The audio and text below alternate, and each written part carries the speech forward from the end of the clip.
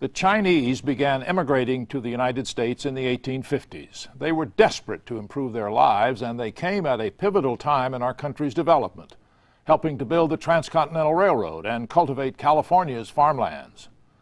Yet, despite their talent and their hard work, Chinese immigrants faced widespread prejudice in America. About the only places that welcomed them were the Chinatowns that began popping up on the east and west coasts. These communities baffled the Americans with their focus on ancient Chinese arts, customs, and religious beliefs. But it was there that the immigrants could recreate the vital Chinese culture they had left behind. Join us now as the History Channel presents Chinatown, Strangers in a Strange Land.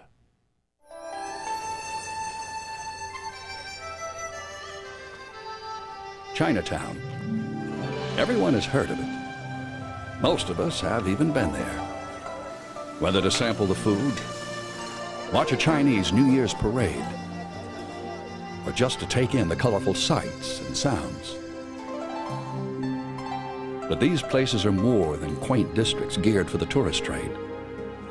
They are complex communities with unique institutions and traditions, and the home and workplace for millions of Chinese Americans. A people with deep roots in their community and culture. You'd walk down the street and you could probably say hello to everybody that you saw. It was a really, really small town feeling in a large city. When I was 3 days old, my mother brought me back to 11 Mott Street.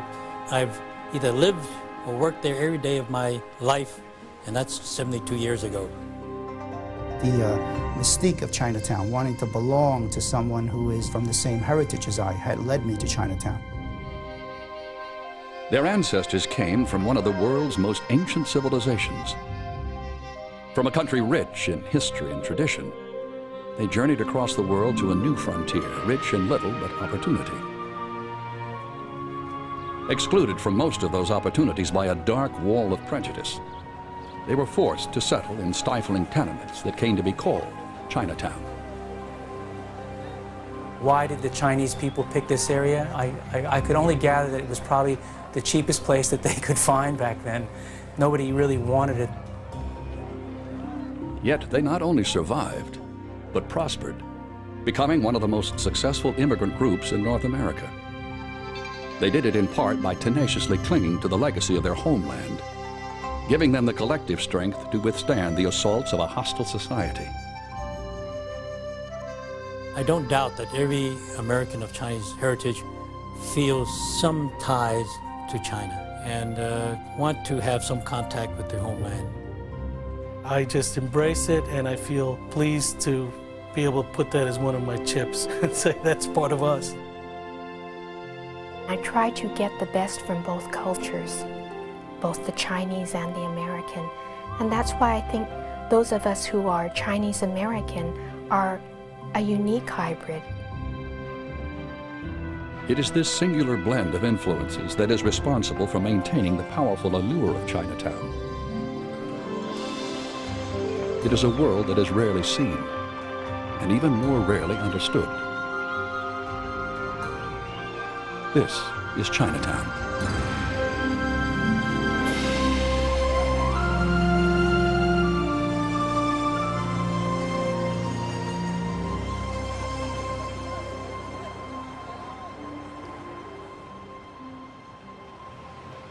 In Chatham Square, in the heart of New York City's Chinatown, are two statues that quietly speak volumes about the traditions, values, and aspirations of the Chinese people. One is of Kung Tzu, better known to Westerners as Confucius, the great Chinese teacher and philosopher whose belief in self-cultivation is one of the cornerstones of Chinese civilization.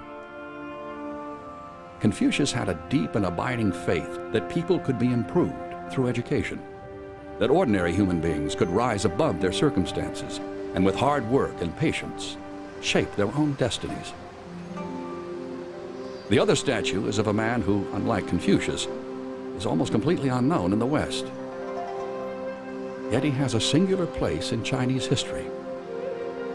He tried to change the tragic fate of millions of his countrymen by fighting a war against one of the largest and most cynical drug-dealing operations in history, and by so doing, unknowingly helped to shape the destinies of millions of others who ultimately came to North America. His name was Lin Zishu. He is the person who defied the British and said, no more opium, and if you bring any more, I will burn it. And he did that. He burned it and caused the Opium War, which China lost. However, he's a great hero, not only to the Chinese people, but to the Fujian. They take very great pride in what he did. Desperate to break into the lucrative Chinese import market in the 1830s, British and later American merchants ruthlessly imported large quantities of opium into coastal Chinese cities. Though opium had been used for centuries in China for medicinal purposes, this new influx of the drug addicted many of its residents, and the British forced Chinese authorities, virtually at gunpoint, to permit the illicit drug trade. This meant that the Chinese couldn't enforce their own laws, which called for death for people that were engaging in the drug trade. It meant that if the Chinese rose up and decided to stop it, it would be an act of war. Completely overpowered by Western military technology, the Chinese lost the Opium War. The opium trade continued, further accelerating a process of economic and social decline that was particularly acute in the coastal areas of southern China. There were floods which had ravaged the countryside. There wasn't enough food for people to eat. There were also very difficult economic conditions following the Opium Wars, where a number of port cities had been devastated, where trade had been disrupted, and where the government's power to effectively rule that portion of the Chinese coast had been completely circumscribed by the depredations of the foreigners. So what you have are all of these incentives to have large numbers of Chinese leave. Then, 10,000 miles away across the Pacific, something happened that would provide a beacon of hope. In 1848, gold was discovered in California. As word of the discovery quickly spread to China, they called this new land Gamsan, Golden Mountain. And so gold miners start leaving China from the coastal ports like Hong Kong or Fujian province or Guangdong. All of these people start coming to California.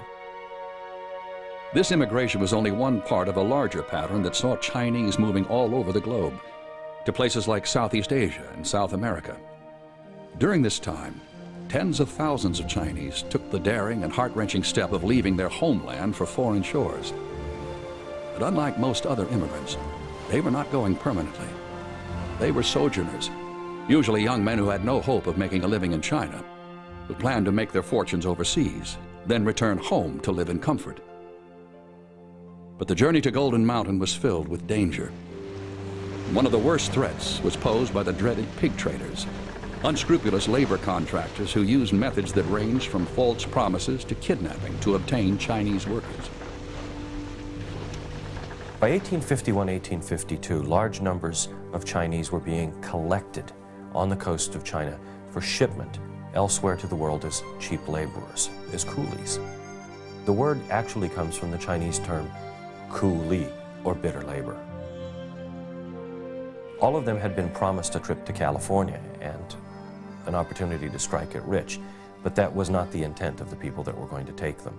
Instead, they were being shipped to Peru to mine guano. They were being shipped to Cuba or to Hawaii to work in plantations under conditions of near slavery. In fact, the coolie trade was a slave trade in everything but name. Tragically, few of the 150,000 coolies taken to work in South America and the Caribbean ever fulfilled their goal of reaching California. But even for those sojourners who escaped the pig traders, enormous challenges still lay ahead on their journey to Gold Mountain.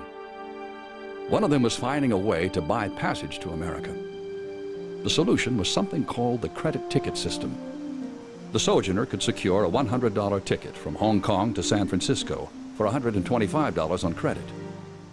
Repayment of the debt was handled by agents in San Francisco with ties to the bookers in China. But no one could return to China without proof of repayment. For their $125, they received a 20-inch wide, 6-foot-long hardwood berth in the crowded hold of a ship, and 2 miserable meals a day to sustain them during their weeks-long journey. An illegal version of this system still exists today, run by Chinese smugglers called snakeheads. Person is a facilitator for getting people out of the country. Let's say you get here, you want your sister to come, you want your brother to come, and you don't want to wait your 7 years for citizenship. You don't want to wait till you apply another 5, 6 years for proper papers. You want them over before they die of old age.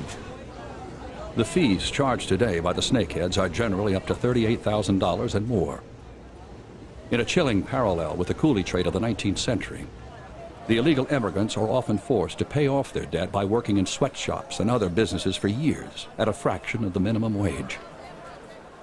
They are sold off or auctioned to a restaurant owner as a washer or a laborer, and he buys his tariff. And so now the person works for the restaurant for maybe half his salary or a third of his salary, and the other 2/3, the store owner or the restaurant owner is gaining, because that's the money he already paid up to the snakehead up front. Today, these latter-day sojourners often come stuffed 15 or 20 at a time into cramped steel cargo containers with little ventilation, a single bucket for sanitary facilities, and nothing but bottled water and bags of junk food to sustain them on the 2-week journey across the Pacific. Others come in rusted freighters like the Golden Venture, which ran aground in Rockaway, New York in 1993, with over 400 Chinese immigrants aboard. Many of these people die in the squalid conditions. Yet pushed by economic difficulties at home and pulled by America's booming economy, they continue to come, just as their forefathers did during the 19th century. Despite the difficulties of their journey, during the first 5 years of the gold rush alone, some 40,000 Chinese landed in San Francisco. These strangers in a strange land would not only fill a crucial need for their labor, but play an essential role in building a nation.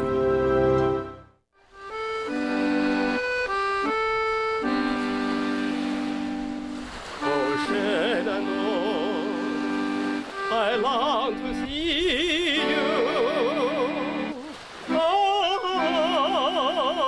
you roary river, away, across the white Missouri.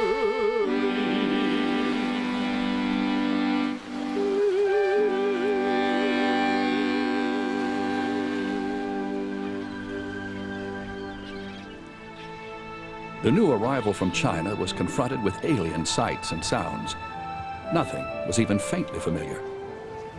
What could he do? Where could he go?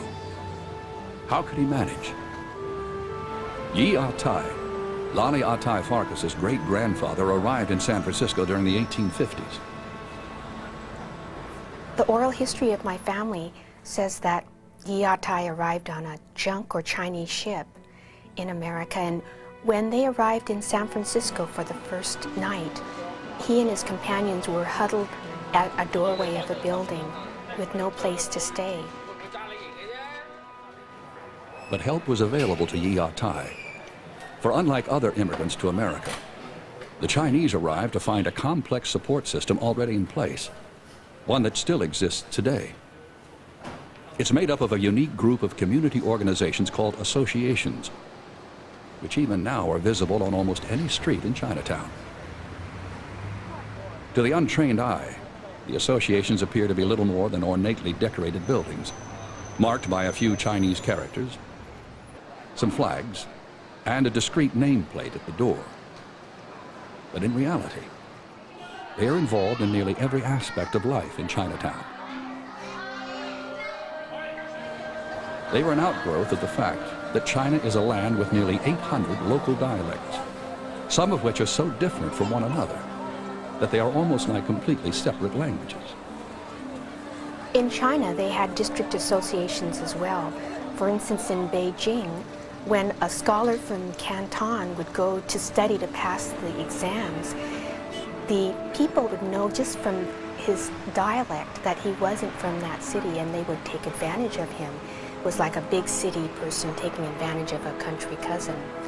So the importance of the district associations in Beijing was to provide an umbrella of security for those people that were from their province in China. These associations were even more important in California, where the Chinese lacked any cultural connection to the existing society. So when a Chinese laborer got off of the boat in San Francisco, just by speaking, a district association leader could tell which district association that laborer belonged in. Among the many services provided by the district associations, one of the most important was arranging for shipment of their members' remains back to their village in China for proper burial, in the event of an untimely death overseas.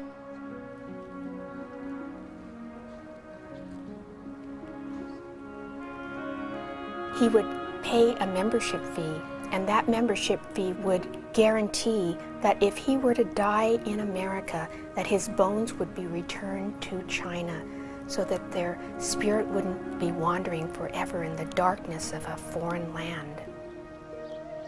As a result of this custom, temporary Chinese cemeteries were created to hold the sojourners' remains until their bones could be transported home. The inscription on what is left today of the Lone Mountain Cemetery, land originally gifted to the San Francisco Chinese community by Yi Ah-tai, reads, "Temporary resting place for sojourners from the district of Kongchao."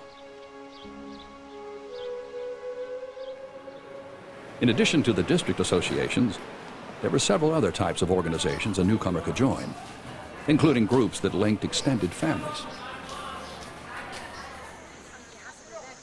In contrast to the thousands of family names that exist in America, there are only about 100 for all of China's over 1 billion people. Indeed, because the rural Chinese tend to live in the same area their whole lives, it is common for virtually all the people of a village or district to share the same surname.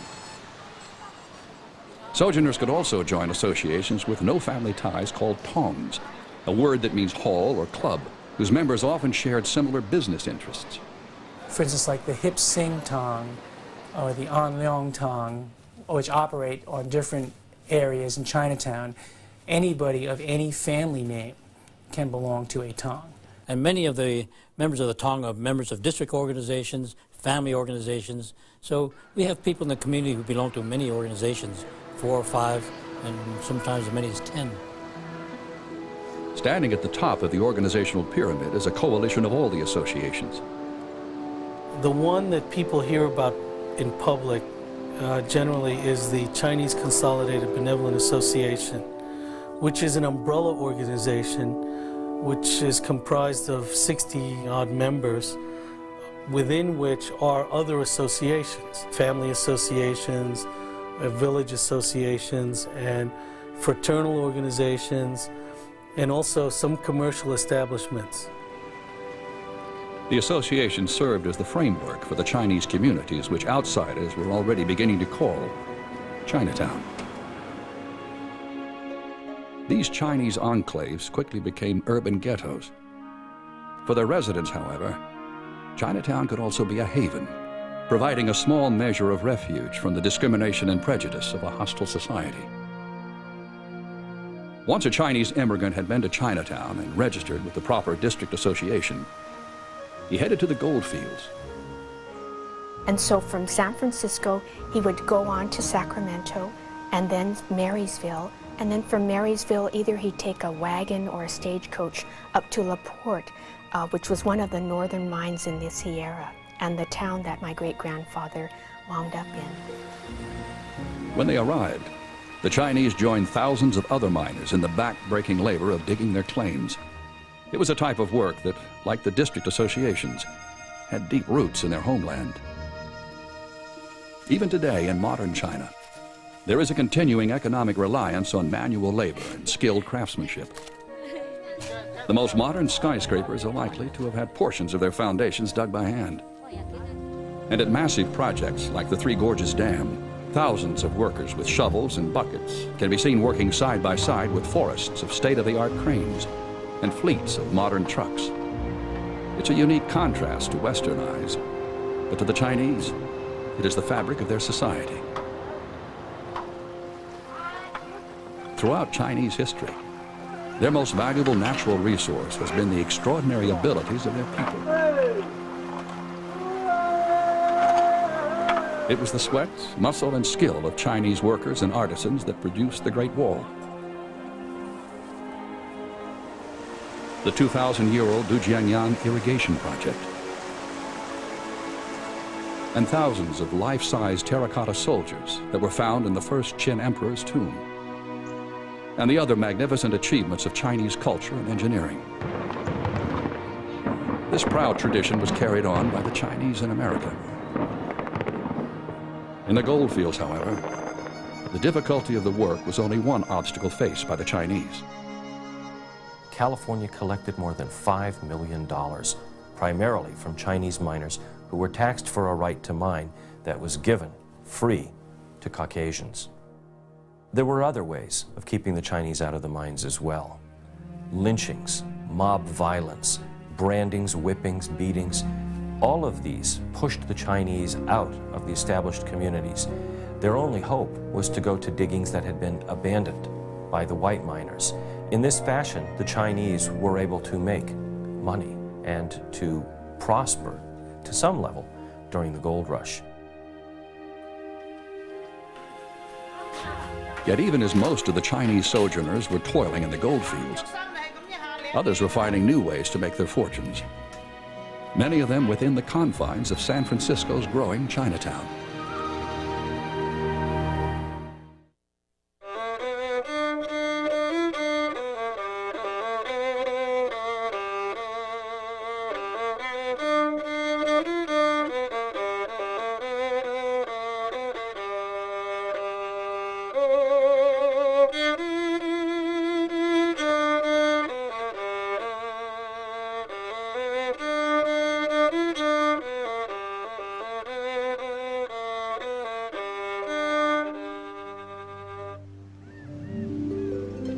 Among the first groups to arrive in Gold Mountain were Chinese merchants who saw in the teeming gold fields riches of another kind, those that could be made by supplying miners with all manner of commercial goods.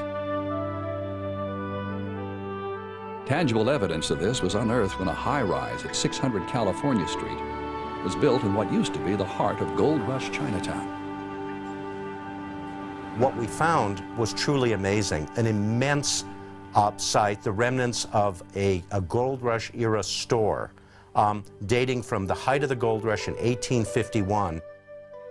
One of the pieces that is on display is a large blue and white vase that was manufactured in the Imperial Pottery in Beijing. It's an absolutely spectacular specimen. It's the finest piece I've ever excavated. It was so exciting to find that, because obviously a piece like this would have been purchased for display in the home of somebody of means then as now. The exquisite artisanship of these works reveals the remarkable culture the Chinese brought with them to America. One of the things about archaeology at Chinese sites, or doing historical research with respect to the Chinese in America, that I find fascinating is the constant reminder of the great antiquity and continuity of that culture. The ceramics and other archaeological materials that we're excavating are in many respects no different than pieces you find from the Ming Dynasty or even earlier. And whatever historical period one finds themselves in, the Chinese had maintained this tremendous continuity of culture throughout the ages.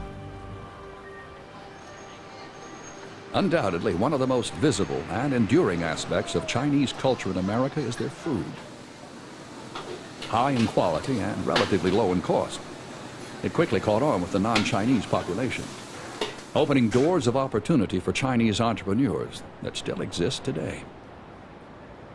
It, for some reason, always goes back to food with the Chinese people. And you walk outside, right, that's all they're doing. 90% of the economy that you see in Chinatown is food. And I guess that's because when you go someplace and you don't really have any other skill, you know, you can't become a radio announcer, a newspaper writer, or a broadcaster. What do? Well, I cook. But food was more than a way for Chinese-American businessmen and their employees to make a living. It was, and still is, central to the entire Chinese way of life. To Chinese, that is the essence of life, is to eat with friends and relatives. They will discuss family problems or mutual problems of the community. So every time we meet, it's always proper to invite them to have something to eat at either the meeting or the family gathering. From Cantonese cuisine with its rich and delicate sauces, to the more fiery arrivals from Sichuan and Hunan, the many types of Chinese food reflect the astonishing variety of traditions in China, and a large part of the many cultural legacies the Chinese have brought with them to America. No matter what their differences, however, all of them share one thing in common: a heavy reliance on the freshest ingredients available. Many of the more traditional foods and dishes can only be found in the larger Chinatowns of New York and San Francisco, with restaurants and markets catering mainly to Chinese.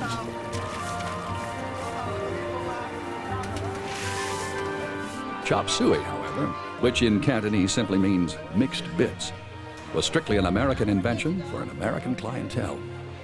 A lot of the traditional older Chinese dishes weren't meant for Chinese to consume. Egg rolls, fried rice, chicken chow mein, egg foo young. These things that Americans might consider, wow, that's Chinese food. It's not Chinese food. It's Chinese people preparing this food because that's what the American public wants to consume in the Chinese restaurant. Despite the advances Chinese merchants in San Francisco made in legitimate businesses like restaurants, some also engaged in pursuits that were against the law. Very few Chinese women came out during the gold rush. Those few who did would come either as someone's wife or, in less fortunate circumstances, to work as prostitutes. One of the first prostitutes to reach San Francisco in 1849 was a woman who was known as Ah Toy, which was probably a play on words. There are many tales told about her, some of them which really can't be repeated, but one which had her merely charging minors for the pleasure of gazing upon her in all of her splendors. Chinese merchants in America were also heavily involved in the opium trade, a deadly scourge that took its toll on the Chinese in America just as it had continued to do in China. It had a particularly tragic impact on the family of Yi Ah Tai. Sam Ah Tai was Yi Ah Tai's eldest son, and one of his failings was that he became addicted to opium. And he started smoking opium just like the Chinese miners who smoked opium at the end of a hard working day. And it's very analogous to the Caucasian in America, or the American who returns home at the end of a hard work day and just drinks a couple of beers. And just like anyone else, there's moderation and there's excess. And Sam Ah Tai became addicted to opium. And it's because of this addiction that he committed suicide. And he called it the dread of his life. As an enduring part of their culture and one of their preferred social activities, the Chinese have always enjoyed gambling. The Chinese view gambling as their favorite recreation. In comparison, when it comes to sports, they view that as children's play. So Chinese really love to play mahjong and pai go. And Keno, the beginnings of that is Chinese. In New York's present-day Chinatown, gambling still exists, though to a much smaller extent than it did before the advent of legalized gambling. Because they were here, other things supported them. You could get a bowl of noodles, you could get some baked goods at 3 in the morning. It saddens the old-timers like myself that it's very hard to get a fresh cup of coffee after midnight anymore in Chinatown. Now, this was unheard of. I'm not saying that it's a bad thing that they're not here. I'm just bemoaning the loss of my coffee at 3 in the morning. But it's because the gambling houses disappeared and people are taking the bus to Atlantic City. Though some participated in illicit occupations, the overwhelming majority of Chinese businessmen in America were honest and hardworking. But no matter how modest their businesses were, as soon as they showed signs of being successful, the white majority targeted them for discrimination. the Chinese got into the laundry business during the second half of the 19th century because it was something that they were allowed to do, and immediately the city fathers in San Francisco tried to pass laws and did pass laws restricting their businesses and making it difficult for them. At one point, a Chinese laundryman named Yik Wo sued about a variety of these laws, claiming they were discriminatory, and eventually the case went to the Supreme Court and he won. And it was one of the first civil rights cases in the post-Civil War era of the United States. Chinese businessmen in America weren't the only ones who were struggling to make inroads in the burgeoning economy of gold rush era San Francisco. Merchants in mainland China itself were also involved. Proof of this was found in a most unlikely place: a sunken ship off the California coast. It was a Baltimore clipper, the Frolic, built in 1844, wrecked there in the summer of 1850 with a wonderful cargo of Chinese manufactured goods bound for Gold Rush San Francisco. Among the amazing items aboard the Frolic was an entire prefabricated house, complete with windows made of translucent oyster shells, which had been manufactured in China specifically for the American market. This house told us a whole lot about Chinese commerce with California. The Chinese have for centuries been producing items for the Western market that essentially are duplicates of things produced in the West. This house was a mixture. The dimensions were Western measurements, 8 feet high for each of the panels. But all of the details of construction were Chinese. The joinery, the mortise and tenon work was all non-standard, all custom Chinese work. Inside this house, we could see the Chinese characters painted on the ends of rafters, on the ends of beams, the instructions of how to assemble the house. Though advances had been made in business and commerce, the majority of the Chinese immigrants in America still toiled in menial jobs under increasing scrutiny, resentment, and persecution. Ironically, this continuing discrimination would lead to the foundation of one of California's most important industries.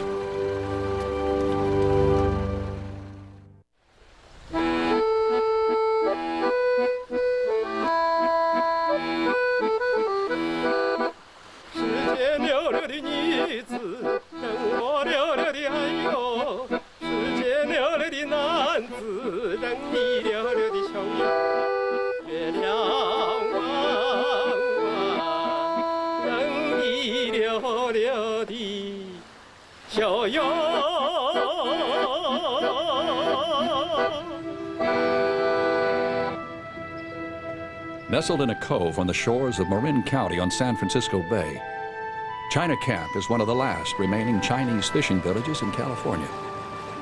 And Frank Kwan is its last resident.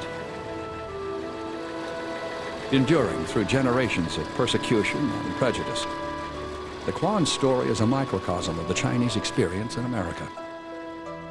It's a tale of tenacity, adaptation, family, and survival that stretches all the way back to the gold rush.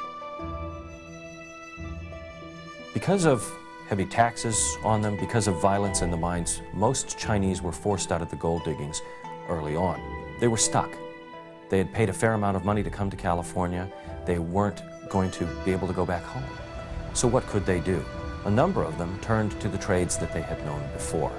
Many of them had come from the coastal provinces and were fishermen. And so California's fishing industry was begun in 1852. Within a few decades, more than 400 Chinese fishing villages dotted the coast. However, by the beginning of the 20th century, most of them were gone. China Camp in Marin County, a vibrant community of Chinese fishermen and their families, is one of these 19th century Chinese fishing villages that has endured up until the present day. Frank Kwan was born at China Camp. During his childhood in the late 1920s, it was still a small but surviving community. And remember the fishermen, mainly the fishermen, the shrimpers at that time. There was 8 or 9 boats fishing out of here, fishing for shrimp. And the Chinese clam diggers, which had a building just behind me, which is not there anymore now. And they dug thousands of pounds of clams here, and that's in the past. China Camp was once far larger. Founded in the 1860s, It quickly became part of a prosperous industry that was pioneered and developed entirely by the Chinese. The Chinese really created an industry out of nothing. They found a totally unused resource, the shrimp, brought in 30 centuries of technology and development of the fishery, and made this one of the largest, if not the largest fishery in the nation for shrimp during the period of late 1860s through the 1900s. It employed 26 villages like China Camp, untold number of men, probably several thousand at the most. You could have taken the entire outskirts of this village, taken it back to the Pearl River Delta area, and it would have blended right in without anybody hardly knowing. The Chinese took 1.5 million pounds of shrimp a year. They had bag nets, we call them traps, which were actually used in China for thousands of years, and they brought them over here, and they were very efficient. Since Caucasians at the time considered shrimp to be a junk fish, not fit for human consumption, most of the shrimp caught at China Camp was eaten by the Chinese themselves. Those that were here in California demanded high-quality food products similar to what they had in China.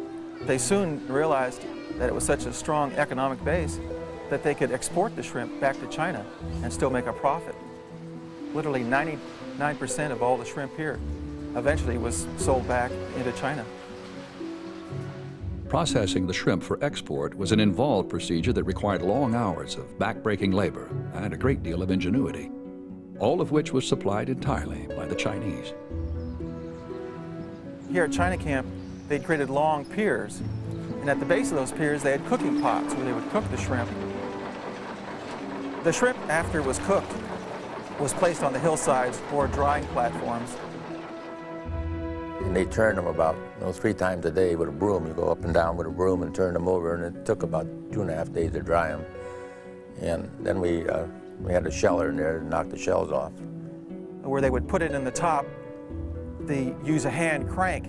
To crank it would flail the meat from the shell apart. Then they would crush the shrimp, repackage it into bags of pure shrimp meat, and then other bags of the shells and the heads. They'd use the shells and the heads for fertilizer primarily. Very labor intensive. It took 10 pounds of cooked shrimp to make 1 pound of meat. So it's a lot of work to get a few bucks out of it.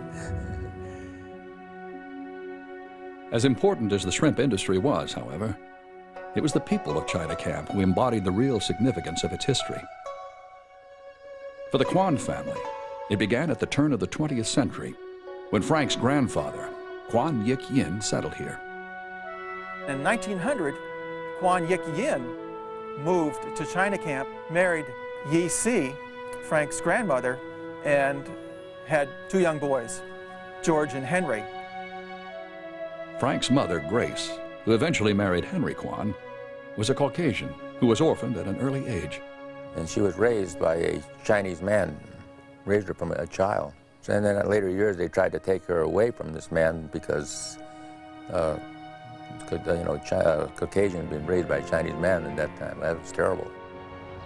Then when he passed on, and then she got into the Cameron House. Located in San Francisco, the Cameron House was founded by Donaldina Cameron, a Presbyterian missionary who was appalled by the inhuman life, the virtual slavery of Chinese prostitutes, which was far different from the glamorous life Ah Toy enjoyed during the gold rush. It was a brutal, degrading existence, and it took a fair amount of effort to stamp it out. Donaldina Cameron worked assiduously to rescue these girls from a life of prostitution, to educate them and to train them in life skills and to give them a better chance than they've been offered. Even though Grace was neither a prostitute nor Chinese, she still found a home at the Cameron House. It was while living here that she and her friend Alice met their future husbands, George and Henry Quan. Grace and Alice, on one of their outings, came to Marin County and met the Quan brothers, 2 young bachelors here carrying on the traditions of the shrimp fishery. Within a few months, Grace decided to marry Henry. But the same prejudice that had inspired the attempt to take Grace away from her adoptive father once again became a factor in their lives. They couldn't get married here in California. They had to go to Nevada to get married. So you don't realize the discrimination at that time. And it wasn't until about the middle 40s when it was actually legal for a mixed marriage in this state. The discrimination was terrible. This was only part of the long history of persecution suffered by the Chinese in America. It was an intolerance that began to affect the residents of China Camp soon after it was founded, when a special tax, similar to the one on Chinese miners, was imposed on Chinese fishermen. Then in 1882, the Chinese Exclusion Act was passed by the U.S. Congress, adding federal authority to over a generation of state and locally sponsored legal discrimination against the Chinese. Enacted at a time when America was undergoing an unprecedented wave of immigration of all types, the Exclusion Act was, and still is, the only immigration law in U.S. history that targeted a specific nationality. The Chinese Exclusion Act of 1882 was an incredibly racist law, excluding an entire race of people in a way that the United States had never done before. From the Exclusion Act, they created a season, for example, where on the most productive times of year, the Chinese weren't allowed to fish. And of course, they came into the fishing when they outlawed the Chinese with their bag nets in 1911. They looked at the bag nets themselves. After 3,000 plus years of building a technology, they took out the best working parts of it. And that was really one of the final strokes. And so our family was actually the only Chinese family that stayed here and stayed in shrimp. The rest of them left.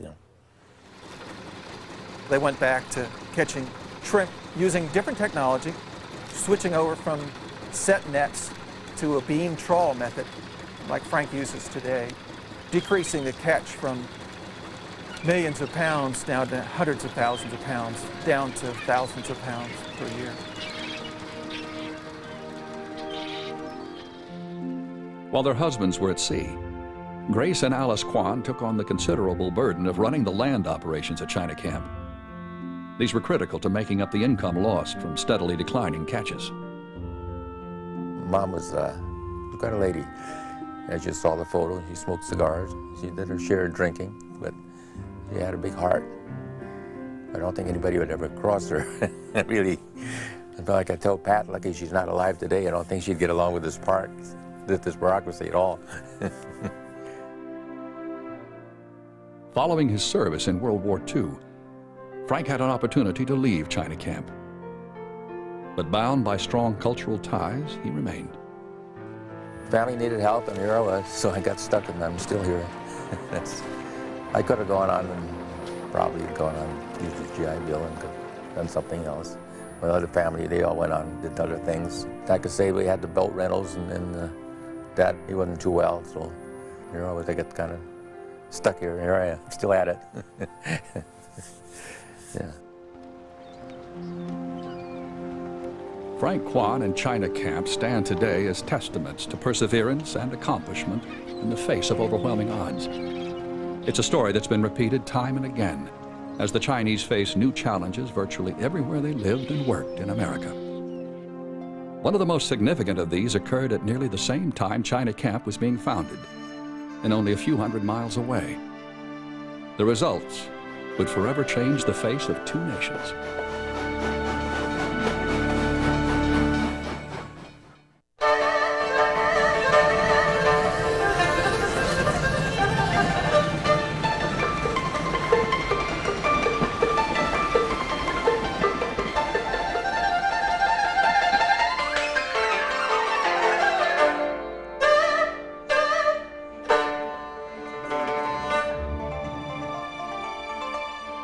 In 1862, as America's bloody Civil War raged, the United States Congress appropriated startup funds for a transcontinental railroad.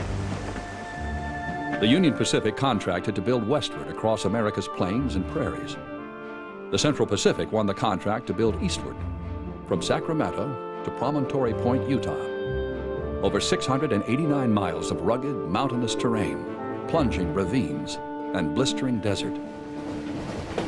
But the Central Pacific's greatest problem was labor. Charles Crocker, who managed the road's actual construction, couldn't find men willing to work at wages he could afford to pay. Then he thought of employing the Chinese. However, the white foreman under Crocker raised strong objections. They wouldn't work with Chinese, they wouldn't boss Chinese, but when the Chinese came in and were found to be excellent, hard-working people who did a magnificent job and for very little pay, essentially, the railroad was completed and built entirely with Chinese labor, and under situations and circumstances that white laborers would have balked at. Eventually, 12,000 Chinese worked on the railroad, nearly half the total Chinese population in America. The conditions they worked under were often dangerous, and hundreds of Chinese died while building the railroad, both from accidents and disease. But their contribution with all of that sacrifice was the linking of the East Coast to the West Coast. And when the Golden Spike is driven at Promontory in 1869, ironically enough, when you look at the photograph, there are white faces everywhere. But it was the sweat and the labor of the Chinese that had seen that railroad through, that had completed it. And most appropriately, though it wouldn't have happened at that time, the person who drove that last spike should have been a Chinese. But this wasn't the Chinese' only accomplishment in railroad construction. When the Union Pacific was complete, some of them were recruited to work on a similar project in Canada, the Canadian Pacific Railroad, which was begun in 1871. The federal government in Ottawa promised British Columbia to build the railway in order that BC join the rest of Canada and not the United States. But you see, the entire population of British Columbia is about 35,000, with only 1,500 Chinese. This created a severe labor shortage. Yet despite the small number of Chinese in Canada, they still face the same kinds of prejudice that beset them in America. There was quite an anti-Oriental feeling at that time, and everyone was pushing that the railway will be built, but we must not use Chinese labor.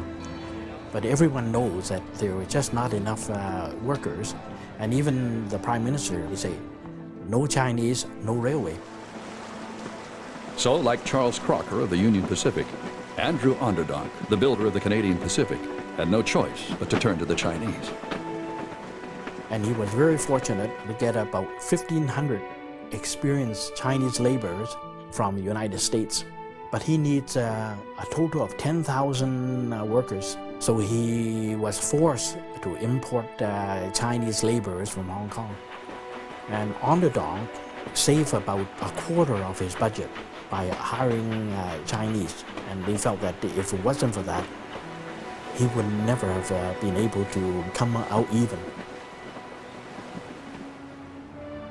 Completed in 1885, the Canadian Pacific Railroad had an immense impact on the growth and economic development of Vancouver, helping to make it Canada's gateway to the Far East. It saw an economic explosion that greatly benefited Vancouver, which became Canada's principal port on the Pacific. And to this day, the Port of Vancouver is the fourth busiest, the fourth most important port in all of North America because of its ties to Asia, because of its ties to China. Despite continuing anti-Chinese sentiments, Vancouver's Chinatown also grew and thrived, eventually becoming one of the largest Chinatowns in Canada. But while Vancouver's Chinatown was on the upswing in the mid-1880s, San Francisco's had hit particularly hard times. The Chinese Exclusion Act had been in effect since early in the decade, and its impact on the Chinese community was devastating. But with characteristic adaptability and inventiveness, the Chinese soon found a way around the Exclusion Act. It was called paper sons. This practice took advantage of a loophole in the Exclusion Act, which allowed a citizen or legal resident of the United States to legitimately bring their sons or grandsons into the country. Many Chinese Americans would sell that title to someone in China who wanted to come to the United States. All they had to do was assume the surname of the seller.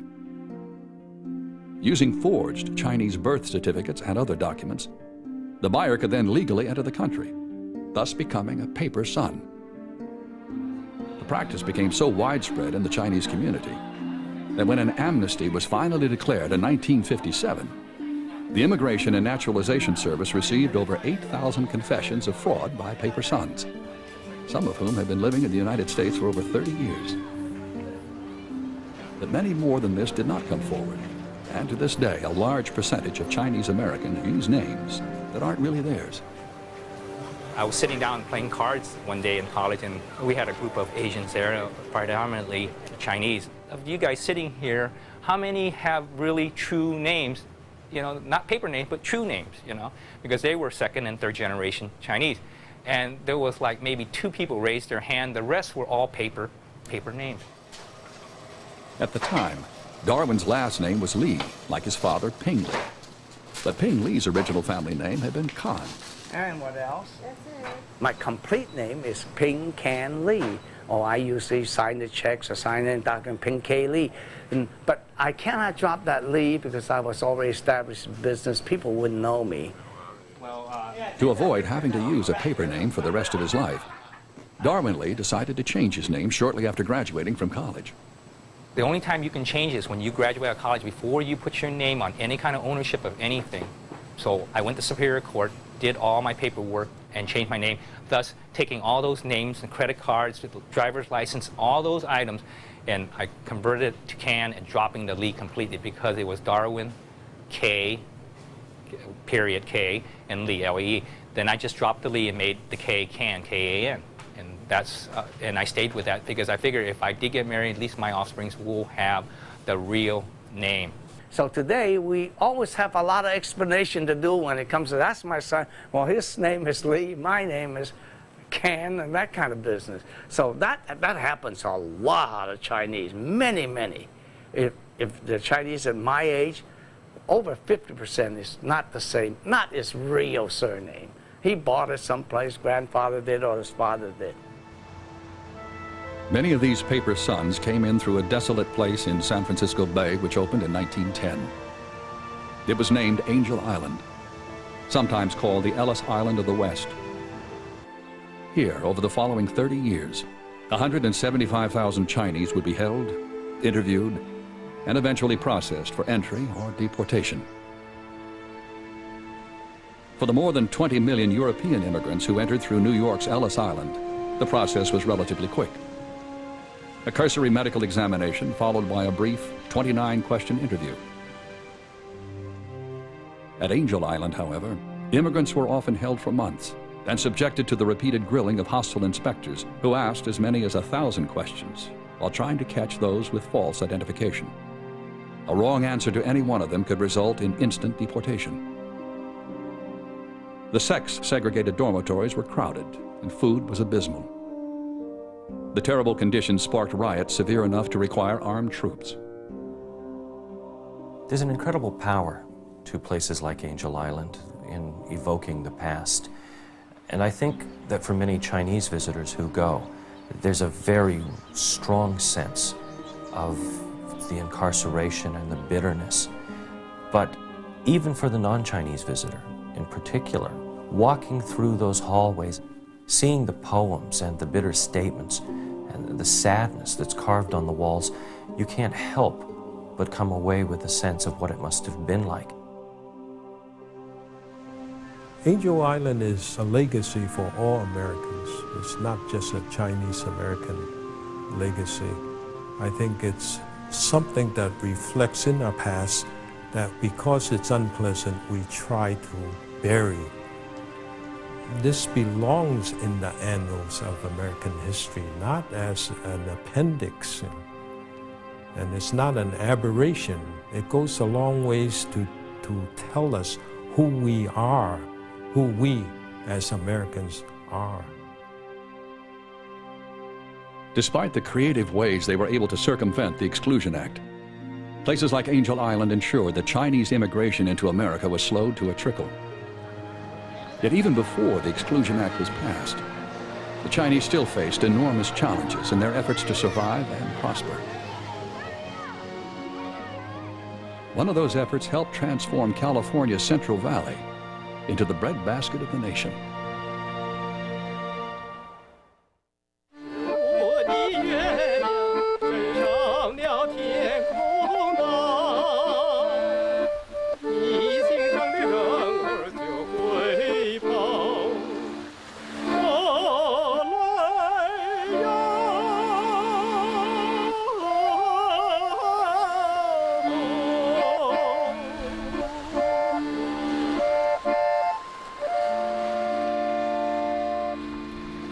Of all the achievements of the Chinese in North America, one of the greatest and least appreciated is the creation of the farming lands of the Sacramento River Delta. Once unproductive swamps, these 180,000 acres of reclaimed fields are an important part of California's multi-billion-dollar agricultural industry, which is famous for being not only the largest in the country, but one of the largest on the globe. What isn't generally known, however, is that this land was created by the labors of Chinese workers, using techniques that had been tried and perfected in China over a period of at least 2,000 years. The process began in the early 1870s. Once the Transcontinental Railroad is completed, California, which has always been a garden of wonderful fruits and grains and wines, now is linked to the East Coast, and the railroad inspires an explosion in California's agricultural industry. The Chinese, who had just completed working on the Transcontinental Railroad, now turned their hand as laborers to planting the vineyards in the Napa Valley and cutting huge caves into the hillsides for the storage and for the fermentation of wine. They're also working in the Central Valley, draining the delta, constructing the dikes and the intricate systems of waterways that will irrigate the fields that will see the Central Valley become the breadbasket of the world in the 1870s and the 1880s. During this process, the Chinese settled in small Chinatowns and communities all over Central California. The Exclusion Act had not yet been created, and Chinese workers poured into the area, both on their own and as labor gangs recruited by white landowners. However, when the Chinatown in the predominantly Caucasian city of Walnut Grove burned down in 1915, they went one step further, building an entirely separate and autonomous Chinese community, the town of Locke, California. The site was originally part of an orchard owned by a local Caucasian family named the Locks. 1915, my father, he took maybe a dozen of the Chinese merchants, the Zhongshan people, up to the orchard, half a mile up north, and start building that town, shaking hands with agreement with the Locke. This was accomplished despite the fact that it was against the law for the Chinese to actually own the land their houses were built on. Though they were allowed to own the structures themselves, they had to rent the land on which they stood from the Locke family. It was the first town built by Chinese entirely with Chinese money.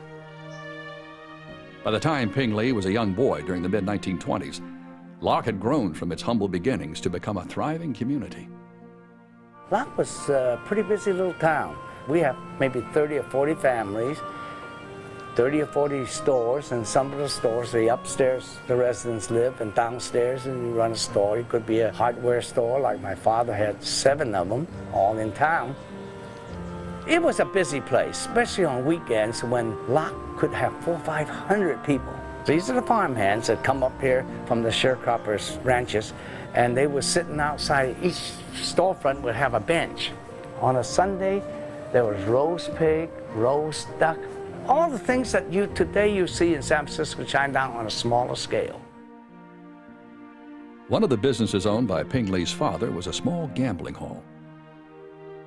Contrary to stereotype, it was hardly a den of iniquity. Like many other Chinese businesses, it served an important social function, particularly because the towns of the Central Valley were too small to have separate spaces for branches of the district associations. My father's so-called gambling house even had like a post office in the back. That's only one of the things they do. Then they used to have Chinese instruments like banjos and things like that. And a lot of those guys, they get together, and 4 or 5 of them, they would play and they would sing, and they do a lot of things there. And there's always tea for them to drink. So that's why those places sometimes serve as a social hall. Ping Li's father also practiced the ancient Chinese tradition of herbal medicine.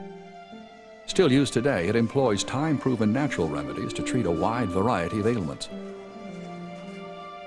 Another legacy of their homeland, herb stores and doctors could be found almost every place the Chinese settled. One of these stores still stands today in Fiddletown, California.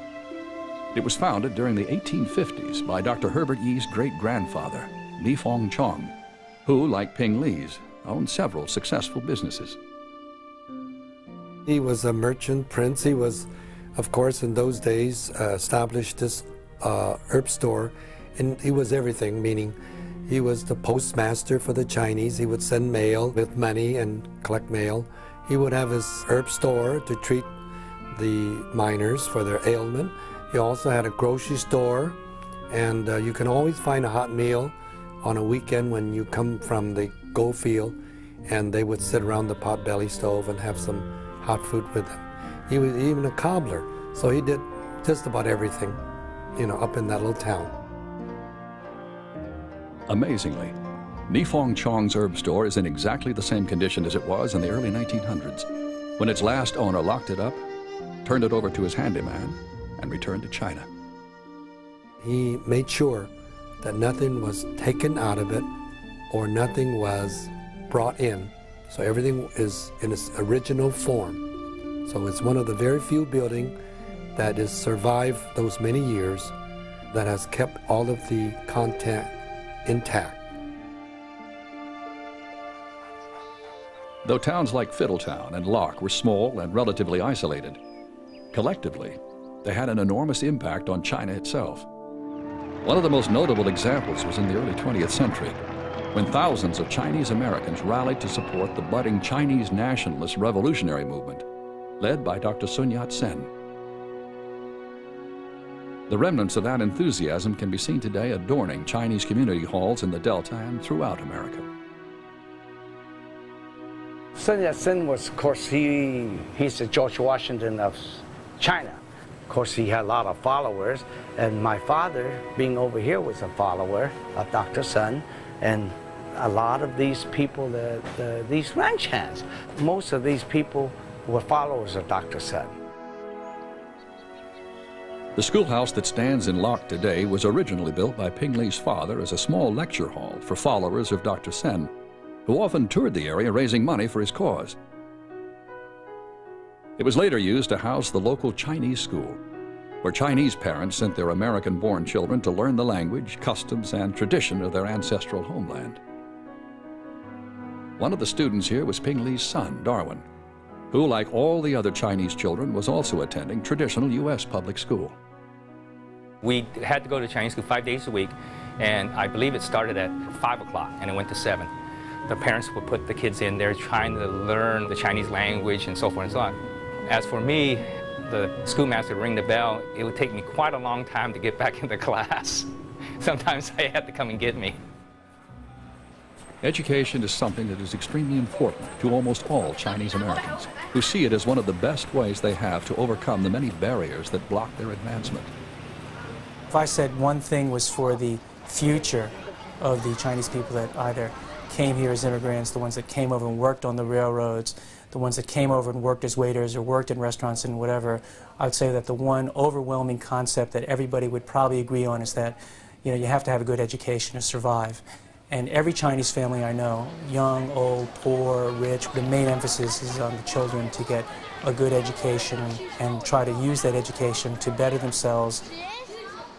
My grandfather was so committed to education that my father went to college, but he had all sisters, and all 7 of them got college degrees in an era when it was very difficult for a woman to be college educated, to be a Chinese woman and be college educated. It was a pretty phenomenal achievement for them and for my grandfather.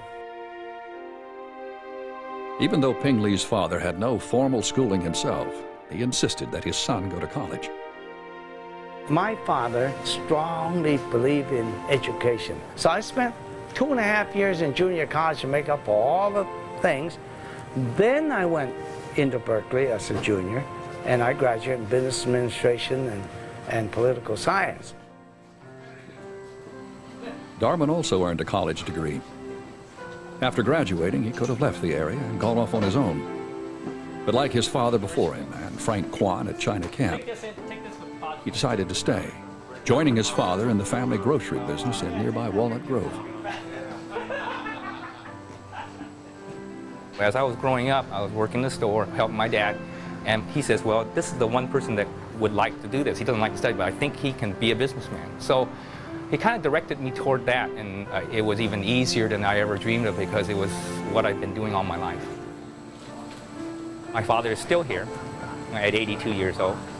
I do the physical thing, he does the mental thing, the business outlook thing, which is the best part because he knows when, what, and how of everything.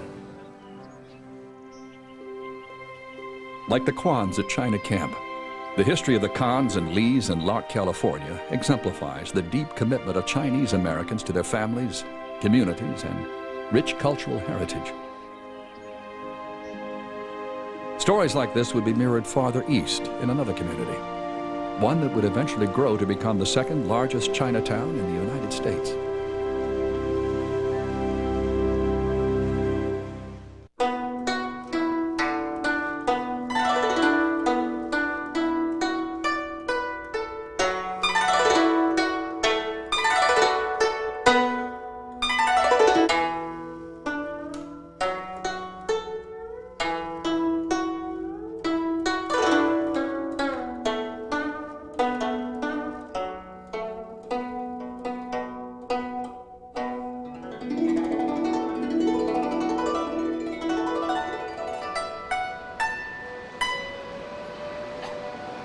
On the main artery of New York City's Chinatown at 32 Mott Street stands a building that symbolizes the striking similarities between the Chinese no matter where they settle in North America. It's not a monument or even a district association. It's a store, one that was founded by Paul Lee's grandfather, Lee Locke, in the late 1800s. But like the stores in Locke and Fiddletown, it served many other purposes as well, including a mail drop for the Chinese immigrants who began coming in through Ellis Island as paper sons during the late 19th century. It's my understanding that at Ellis Island, there may be 30, 40, 50,000 people showing their home address as 32 Mott Street, when they couldn't all possibly live in the building at the same time. So what they were doing was getting their mail sent there and then spreading out all over the Northeast, Boston, Philadelphia, Washington, then coming back and picking up their mail. Like the stores in Locke and Fiddletown, 32 Mott Street also served as an herb shop. It was even an unofficial bank, since, at the time, Chinese were not allowed to have bank accounts. We kind of have gone full circle. Initially, we served a lot of functions, more than just selling products. Now we are a bill payment center for the community, for people paying their phone bills. So now a lot more of the local trade is coming in. And it sounds like a minimal thing, but it's actually very good for us, and we like it a lot. It brings a lot of our old neighbors back into the store. Businesses like 32 Mott Street were part of the nucleus of what would become America's second largest Chinatown. However, the beginnings of this community were modest. In 1870, when the Chinese population of San Francisco was approximately 12,000, there were fewer than 50 Chinese in New York City. But by the end of the 19th century, New York's Chinatown had grown to almost 7,000. Most of its newcomers were Chinese fleeing the violence and discrimination on the West Coast. Like the Chinese everywhere, they brought their social institutions with them. Among the first to be established were the district and family associations. Many of these, including Irwin Liu's Four Brotherhood Association, are still important in today's Chinatown. It's a place today where people can go in the afternoon, have a cup of tea, watch TV, play some card games, have dinner there. Usually the family association will subsidize the dinner, and the members that go there to eat at night will chip in $1 or $2 for a very nice healthy dinner and then spend some time together and go home. However, some aspects of the associations were not so constructive. Among the most notorious conflicts to rip across Chinatown were the bloody gang wars between the two main business associations, the Hip Sing Tong and the On Leong Tong, that raged between 1896 and 1925. And these are organizations which had for its main purpose commercial interests, but the commercial interests became territorial. Hip Sing said, Pell Street and Doris Street are my territory, I'll take care of the businesses here. On Leong says, Mott Street's my territory, we'll take care of the businesses here. But the businesses sometimes were not strictly legitimate businesses. Some became gambling, establishments and so forth. So in the territorial fights, there were some Tong wars. Pell Street and Mott Street is one area that was sort of the dividing line. Pell and Doyer was a more famous area, and Doyer Street itself was specifically called the Bloody Elbow because there were so many battles fought on that little particular street. And it's a tiny little street. In 1925, a truce between the warring Tongs finally brought peace. But since the street fights, violence and steady stream of murders had been reported in lurid detail in the white press, America's worst impressions of the Chinese seemed confirmed. This attitude began to change, however, in the 1930s. A large factor was the Japanese invasion of China in 1931. As reports of Japan's brutal conquest filled newspapers and newsreels, sympathy for the Chinese grew. When the United States declared war on Japan in 1941, Chinese Americans flocked to enlist, even though half were not and by law could not be citizens. 13,000 Chinese men served in America's armies and air corps. It was the highest percentage of men in uniform of any single ethnic group. 17% of the entire Chinese American population. My grandmother Rose Ah Tai had 6 sons who were in the service during World War II.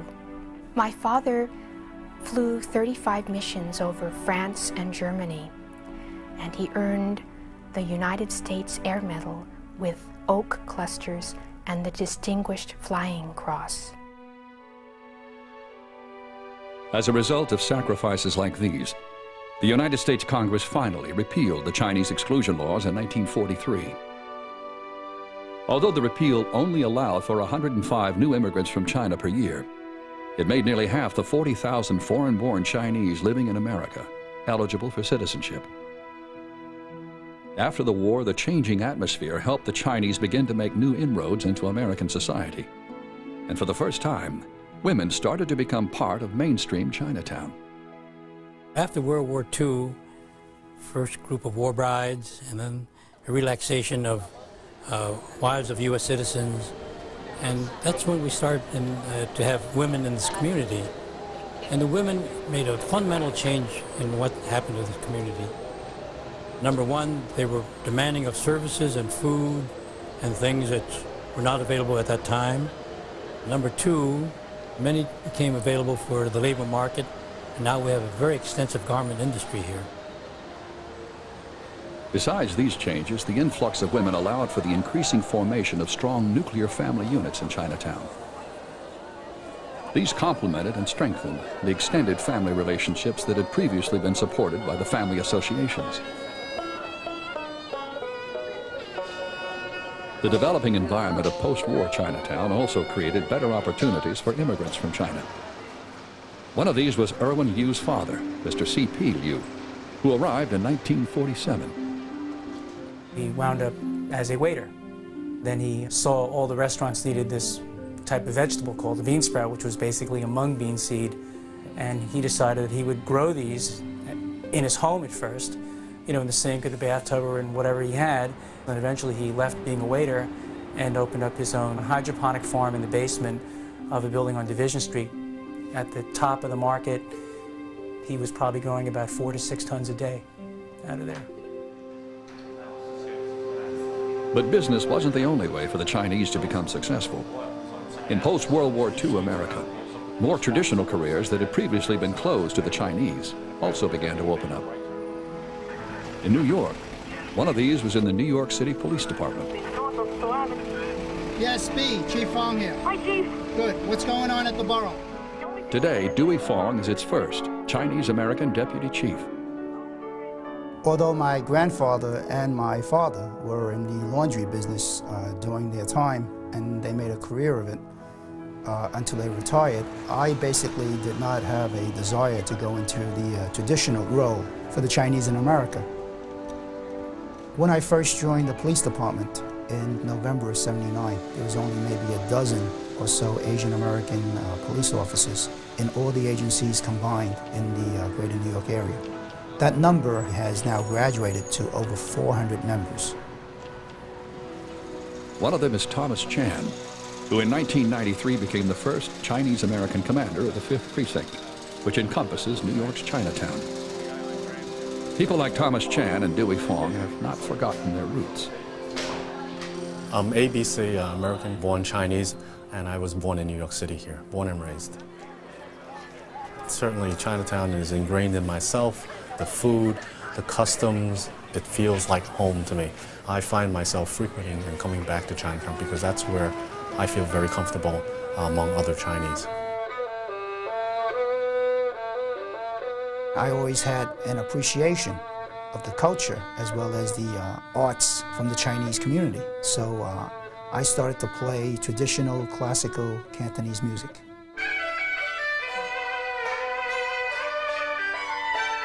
Dewey also plays with a group of highly skilled professional composers and musicians called Music from China.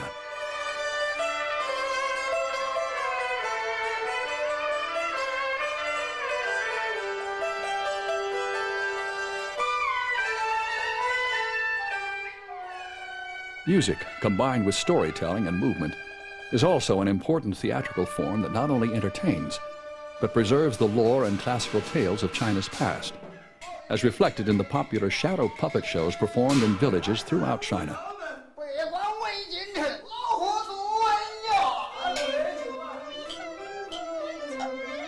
Chinese opera presents a much more extravagant and sophisticated form of these elements. Opera is not just singing or music. I mean, it really carries with it history, carries with it tradition, and it really provides an insight into the Chinese philosophy that's been prevalent for so many thousands of years.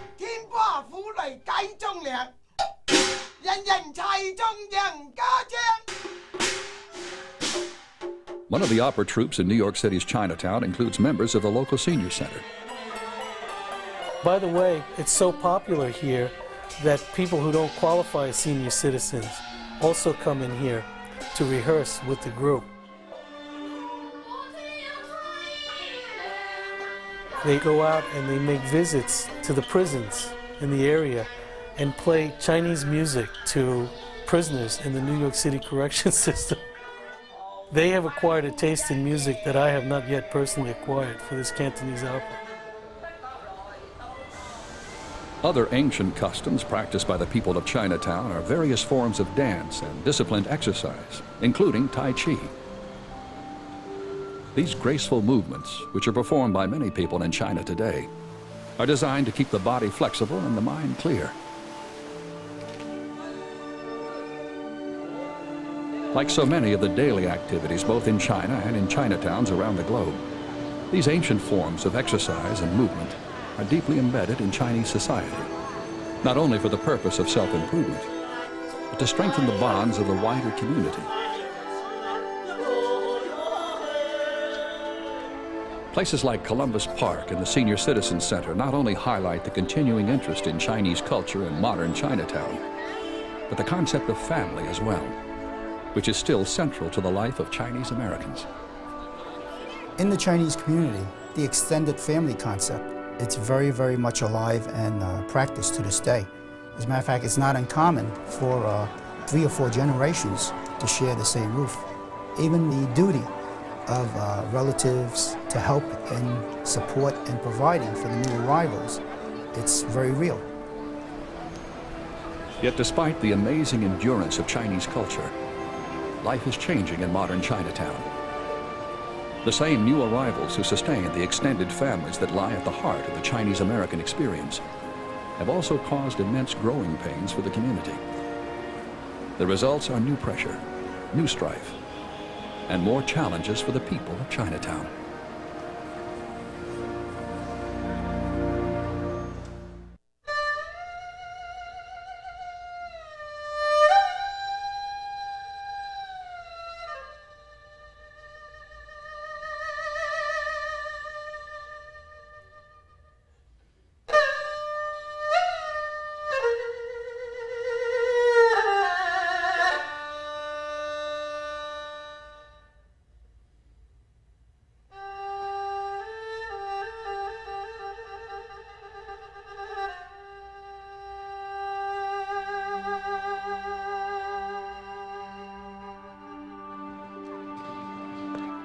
Today's Chinatown is a unique mixture of old and new, of East and West, all meeting to create a way of life that is both singular and surprising. And there are few places where this blending is more evident than in the field of religion.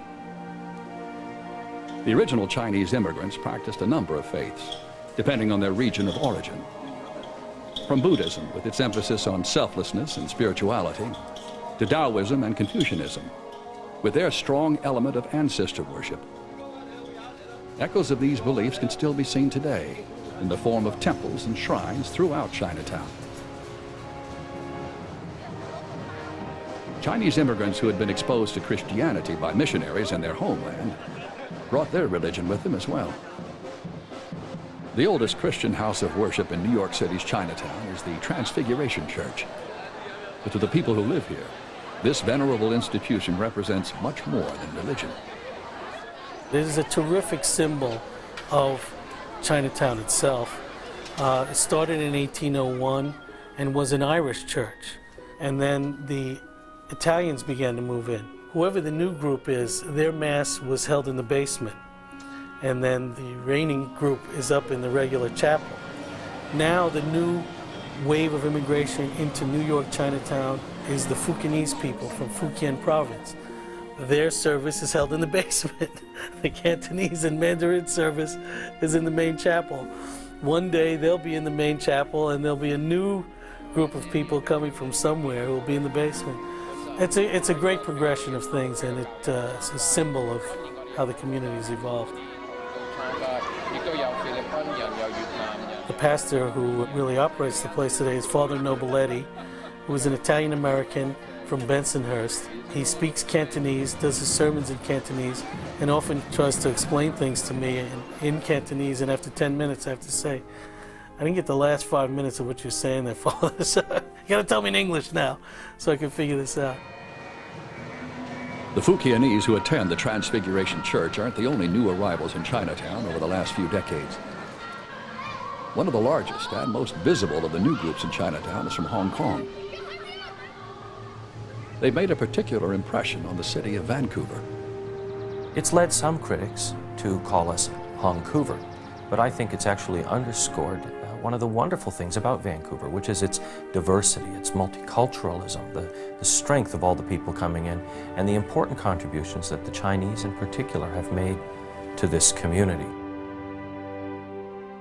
However, these new waves of immigration have also brought problems. One of the most serious was the rise of a vicious new generation of gangs in the larger Chinatowns across America. During the 70s and 80s, Chinatown had a reputation of being a free-for-all, an area where quite often gunfire between gang members would erupt. So it had a very poor image in the media and also in the general public. Eventually, state and federal law enforcement agencies joined with local community leaders to overcome the problem. Since 1993, we've seen a decline of 50% in felony crime in the 5th Precinct area itself. But not all of Chinatown's crime problems have been solved. The Fukienese represent the latest wave of immigration from mainland China. This has created a whole new underclass in Chinatown, one that is often targeted by criminals. New immigrants do not have a social security number, cannot have a bank account, so they carry all their monies on their person. And if they become a victim of a crime, they lose their life savings at one time. Yet in spite of the difficult conditions that await them, the Chinese continue to come to America, just as their forefathers did during the gold rush. This is the golden country. This is the place to come to be free, to make money, take it home, enjoy it with your family, have some stability, have the right to vote. You get the new people to come in, they don't have it. They want to get it. That's the wonderful entrepreneurial spirit. They never give up. The wide diversity of groups in today's Chinatown has forced the community to evolve with the changing circumstances, which hasn't always been easy. But as Chinese Americans have shown throughout their history, adaptability is one of their most notable qualities.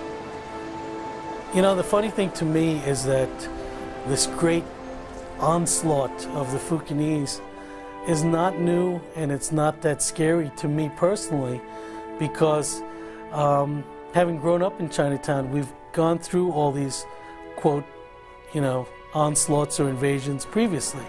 In 5 or 10 years, sometime in the future, it's going to be another wave of people, and the Fukienese are going to be the entrenched. Just as the recent influx of immigrants has strained the bonds that hold Chinatown together, so have the advances made by the younger generation of Chinese Americans.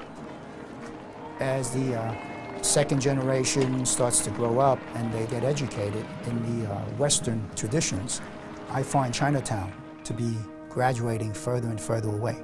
As a matter of fact, people are no longer bounded by the traditional streets of Chinatown. This trend has been repeated in the San Gabriel Valley in Southern California, in places like Monterey Park, which has the largest Chinese population in the U.S. Yet fueled by new waves of immigration, Chinatown has survived. And even though most Chinese Americans today were not actually born in China, their connection with and commitment to their ancestral homeland remains strong. For Ping Li, that commitment grew out of his father's deep traditional values. He says that, your most important thing is take care of your family. After your family is your village, which is all cans. He says, I hope one day maybe you can fulfill my dreams, go back, help the village, make their life a little better. I went back there and refurbished the school. It took about 1.5 years, and finally they sent for me to come back, cut the ribbon, and dedicate the school and all that. Partly because of the example set by their parents, this sense of commitment and connection is powerful, even among the younger generations of Chinese Americans. The interesting part, going back to my village with my mom back in '86, met my aunt that I've never met before, that lives in my grandfather's house that he built with money that he made in America. She greeted me, and the funny thing, she greeted me, she lit the incense. She put her roast pork as an offering to the deity. Then she bowed to the deity and said, "You're home." No matter where they were born, Chinese Americans have two homelands. Like Chinatown itself, they are a unique mixture of influences, East and West, old and new. It is a blend that has immeasurably enriched their lives. From the United States, take the good stuff, leave the bad stuff. From the Chinese culture, take the good stuff, and we have to accept it. We got a lot of bad stuff, and leave that behind. We're in the Gold Mountain, let's go with it. You always talk about the melting pot of America. It is not a melting pot, it's a tossed green salad bowl with everything thrown in there, but it hasn't melted, it's there. I can't change who I am. I'm an American, but they know I'm Asian descent. I am, but I'm proud I'm Chinese. I don't want to ever change that. The Chinese have been called America's model minority. Roughly 1 in 100 now holds a PhD. A remarkably high percentage fill the professional and managerial ranks and attend North America's elite universities. In California, where poor young Chinese men once panned for gold, laid track, drained swamps, planted vines, and washed shirts for others, there are now 30 Chinese-owned banks. Our forefathers came here with nothing, stole their way on boats to get here. They had nothing. Now you look back and you're going into the 4th generation, probably in some cases the 5th, but generally about the 4th. And there's legislators, dentists, a ton of doctors. Okay, why don't you talk to us? It was a very, very big family moment because I passed the bar. And I told him I passed the bar, and he started crying. And I said, "Dad, what do you want when you go home?" He says, "You know what I want? I'd like a Budweiser and turn the air conditioning on." I still don't have my NBA and NFL players yet, but there's certainly Michael Chang out there. There's certainly Michelle Kwan, our version of Bill Gates, Charles Wang from Computer Associates. It just goes on and on. The list is deep and long.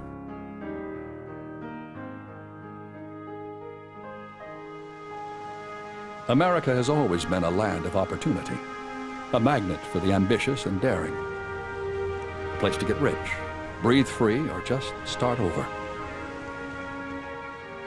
Its growth as a nation is the epic tale of its immigrants, newcomers who risked everything for the chance at a new life.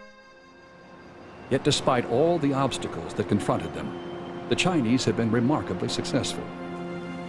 The reason for their success is embedded in the fabric of Chinatown, in its culture of hard work, dedication, and perseverance, its values of family and education, its adherence to ancient institutions and traditions, and its ability to adapt to changing times. This is the true wealth of Chinatown, and why it remains the heart of the place the Chinese still call Gold Mountain. After a long and successful life in his adopted land, Yi Tai died in California in 1896. His membership in his district association ensured that, like thousands of other sojourners, his bones would be returned to China to be buried in his native village. But Yi Tai's roots in America were deeper than anyone knew. My great-grandfather Yi Tai astonished his family and friends with his last request. Just before passing away, he spoke to those around him. I am old. Nearly 73 years have passed over my head. I have lived in this land since I was a young man. My wife lives here, and this land is the home of my sons. Now let my body be buried here, and my bones lie undisturbed for all times in the land where I have lived.